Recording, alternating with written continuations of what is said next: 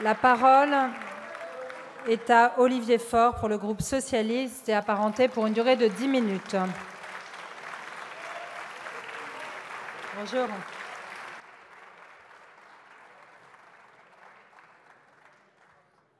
Madame la Présidente, Madame la Première ministre, Mesdames et Messieurs les ministres, mes chers collègues, disons les choses simplement.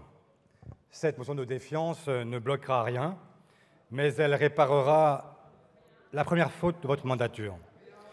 Une faute liée à la lecture que le Président fait de nos institutions.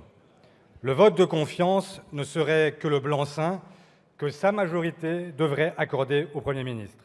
Cette lecture de la Constitution est une offense en réalité pour notre vie démocratique. Nous sommes toutes et tous ici, le reflet, le miroir de la volonté de la nation. Lorsque les Français nous regardent, ils voient représenter les préférences idéologiques de la nation.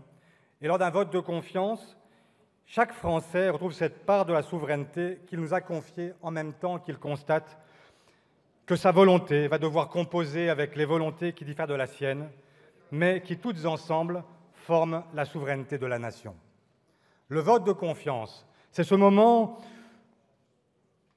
où la nation prend conscience d'elle-même, dans son unité autant que dans sa diversité. Alors, puisque nous avons le pouvoir de vous imposer ce vote, nous le faisons. Et cette motion de défiance aura un grand mérite, celui de sortir du confusionnisme nourri par le président de la République, qui cite volontiers Jaurès le lundi, De Gaulle le mercredi et même Maurras le dimanche. Le président entretient cette idée qu'il serait à lui seul la gauche et la droite, interdisant toute forme d'alternative. Alors, voici venu le temps de la clarification. Cette motion permettra à chacun de se situer et de faire apparaître une vérité qu'il n'est pas utile de masquer plus longtemps aux Françaises et aux Français. Il y a une opposition, elle est là, celle composée par cette coalition de la nouvelle Union populaire écologique et sociale. Il y a une majorité relative, la vôtre, Madame la Première ministre. Il y a aussi une majorité tacite, celle que vous formez avec les Républicains. Et il y a même le risque d'une majorité d'opportunité que vous formerez avec le Rassemblement national. Vous pouvez hurler. Ce n'est pas moi qui ai inventé les mots de M. Dupond-Moretti, de M. Bayrou, de Mme Calvez et autres, qui ont même exprimé une préférence pour l'extrême droite plutôt que pour la gauche. C'est inédit dans l'histoire de la République. Vous êtes les premiers à le faire. Alors effectivement, taisez-vous maintenant.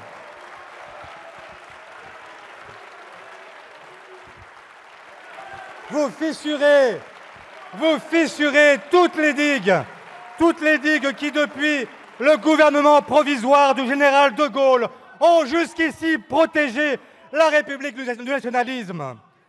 Cela fait 5 ans que l'eau entrait goutte à goutte. Et vous pouvez crier, oui, vous pouvez crier, mais regardez les voix que vous avez apportées, les 200 voix que vous avez apportées à l'extrême droite la semaine passée. Oui, regardez-vous.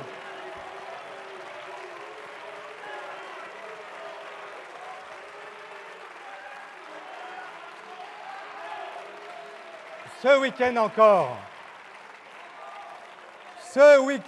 encore, lorsque votre ministre de l'Intérieur se félicite de s'extraire du champ de la raison pour parler aux tripes des Français, c'est pour reprendre des propositions de M. Zemmour et Mme Le Pen. Voilà ce qu'est votre politique aujourd'hui. Et je n'ose croire que pour imposer votre programme, vous empruntiez le choix de la lâcheté. Vous avez, c'est vrai, un partenaire facile avec le Rassemblement national, trop heureux d'acheter à bas prix sa respectabilité par son abstention. Et votre responsabilité est maintenant immense. Si vous vous entêtez à vouloir imposer votre programme au prix de la banalisation de l'extrême droite parlementaire, vous lui ouvrirez les portes du pouvoir. Derrière chacune de leurs voix, vous ne pouvez ignorer qu'il y a en réalité un cheval de Troie. Alors comment faire? Comment faire? C'est assez simple au fond. Renoncez au mode de gouvernement qui est le vôtre depuis 5 ans. Jupiter, c'est fini. Le président a décidé, le Parlement a ratifié. Oui, c'est fini. Aux contestations populaires. Qu'avez-vous opposé sinon votre mépris? Ce week-end encore, votre lointain prédécesseur au gouvernement qui explique que sa réforme des retraites était trop intelligente. Il faut en finir avec cette arrogance technocratique qui vous a conduit à penser que vous déteniez le monopole du savoir. Il y a certaines choses que nous savons et que les Français savent. Nous savons que 10 millions de nos concitoyens vivent sous le seuil de pauvreté. Nous savons qu'il y a beaucoup de Français qui ne vivent plus de leur travail, ni de retraités qui vivent de leur pension. Nous savons que l'hôpital public est géré comme une entreprise vouée au profit. Nous savons que l'école ne vise plus l'émancipation de tous. Nous savons que les politiques écologistes continuent de passer derrière les préoccupations économiques. C'est cela notre savoir, madame.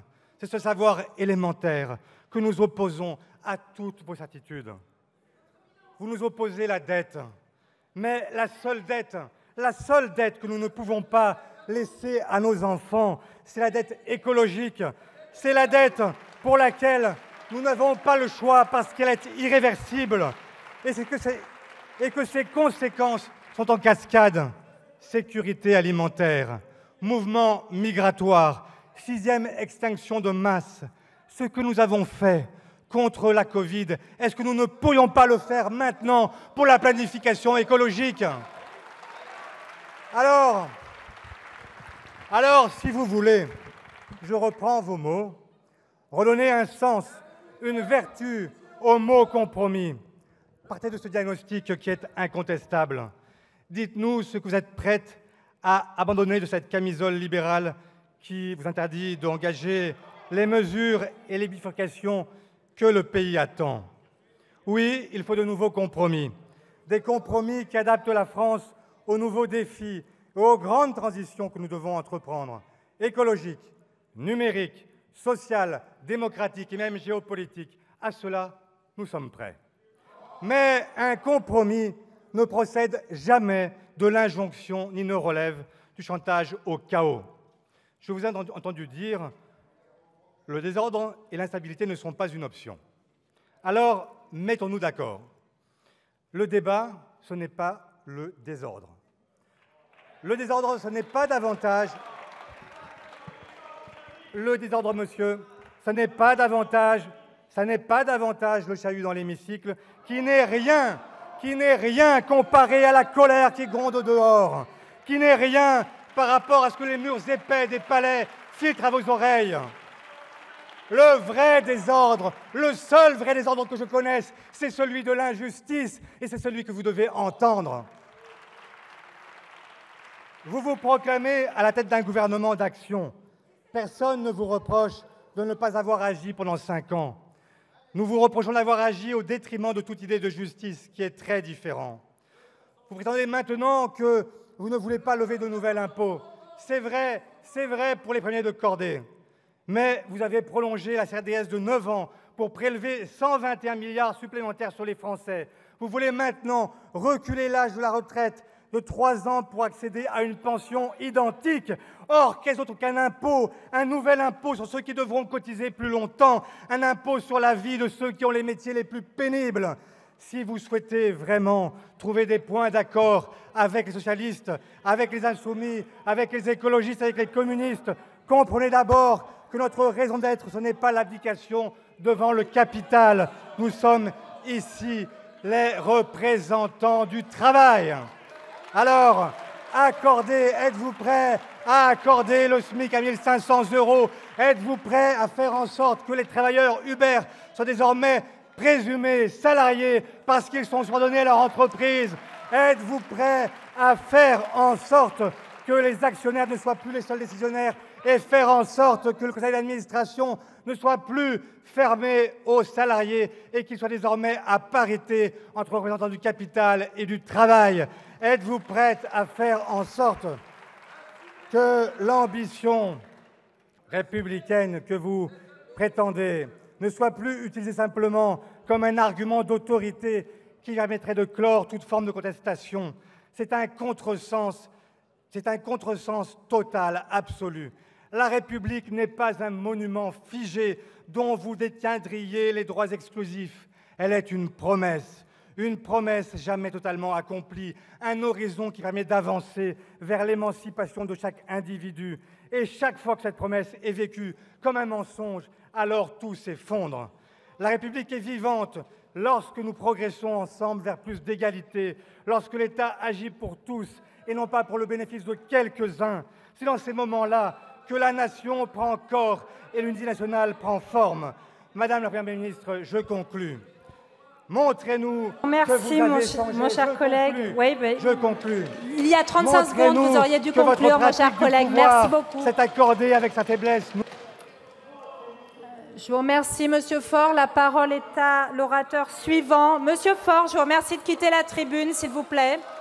Monsieur Faure. Monsieur Faure, je vous remercie de quitter la tribune immédiatement, s'il vous plaît. Je vous remercie de respecter votre temps de parole et de respecter la présidence.